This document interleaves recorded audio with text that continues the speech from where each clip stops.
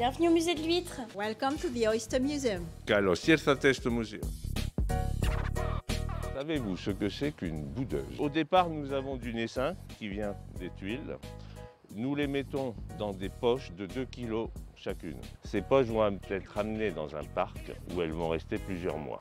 Au bout de plusieurs mois, nous récupérons les poches. On trouvera des huîtres qui ont très bien grandi, environ 5 cm, et puis des huîtres qui ont du mal à grandir et qu'on appelle les boudeuses.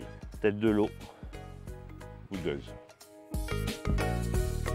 À votre avis, l'huître est-elle aphrodisiaque? Si l'on en croit la légende, Casanova en consommait jusqu'à 50 chaque soir pour s'assurer de son pouvoir de séduction. L'huître, riche en zinc, est réputée pour renforcer la libido et redonner du tonus.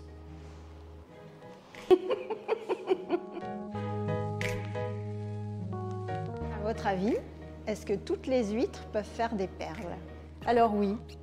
Il suffit qu'il y ait un petit corps étranger, un petit grain de sable, qui se glisse sous le manteau de l'huître.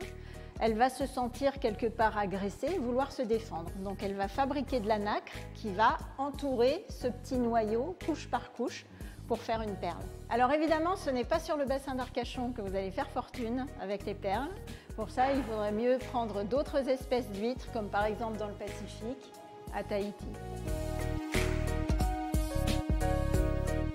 À votre avis, pourquoi sert-on les huîtres à la douzaine? Généralement, au Moyen-Âge, le nombre 12 était utilisé comme unité de mesure, ce qui nous permettait de compter avec le pouce sur les 12 phalanges des autres 4 doigts. Et dans la tradition, les ostréiculteurs en servent généralement 13 à la douzaine, dans le cas où il y aurait une mauvaise huître dans le lot. 1, 2, 3, 4, 5, 6, 7, 8, 9, 10, 11, 12.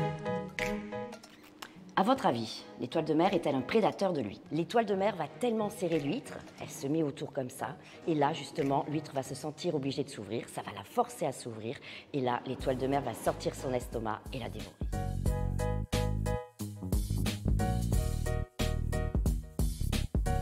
Avec les 5 questions de mes collègues guides, vous venez d'avoir un aperçu de ce que l'on propose ici en visite guidée à la Maison de l'Huître, mais il faut savoir que le milieu ostréicole sur le bassin d'Arcachon est un milieu très spécifique que l'on vous invite à venir découvrir plus amplement ici à la Maison de l'Huître. À très bientôt au musée. Nous sommes ici sur le parcours de découverte extérieure de la Maison de l'Huître, au cœur du port de la Rosse, à Gujan-Mestras, capitale ostréicole du bassin d'Arcachon. Et la Maison de l'Huître, qui est gérée par l'EPIC Terra Ostra, a pour objectif d'expliquer à tous les visiteurs du bassin d'Arcachon ce qu'est l'ostréiculture, l'importance de l'ostréiculture, quel est le métier de l'ostréiculteur, comment on cultive les huîtres.